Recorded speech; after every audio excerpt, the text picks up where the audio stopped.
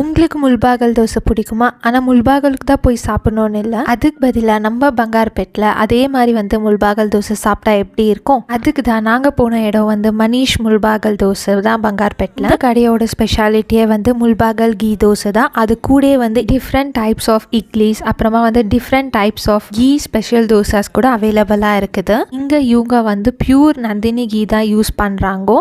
இங்கே சொல்லவே வேணாம், ஒரு தோசையும் அவ்வளோ அல்டிமேட்டாக இருக்குது சொல்லலாம். நாங்கள் இங்கே ட்ரை பண்ணது முல்பாகல் கீ மசால் தோசை, முல்பாகல் பொடி மசால் தோசை, அப்புறமா முல்பாகல் ஆனியன் தோசை தான் ட்ரை பண்ணியிருந்தோம். எனக்கு முல்பாகல் பொடி மசால் தோசை ரொம்பவே பிடிச்சிருந்துச்சி. ஏன்னா அவ்வளோ கிறிஸ்பி, அவ்வளோ நல்லா இருந்துச்சு. இங்கே உங்களுக்கு உள்ளே உட்காந்து சாப்பிட்றதுக்கு கூட டேபிள்ஸ் இருக்குது. ப்ளஸ் வெளியில் சேர்ஸ் கூட போட்டு இருக்கிறாங்க உட்காந்து சாப்பிட்றதுக்கு. எக்ஸாக்டாக எங்கே லொக்கேட் ஆகிக்குதுன்னா new town near SM internet. இந்த வீடியோவை பங்கார்பேட்டில் இருக்கிறவங்க ஃப்ரெண்ட்ஸ் அண்ட் ஃபேமிலிஸுக்கு ஷேர் பண்ணுங்கள். நீங்கள் போனீங்கன்னா உங்களோட ஃபேவரட் தோசை எதுன்னு கமெண்ட் பண்ணுங்கள்.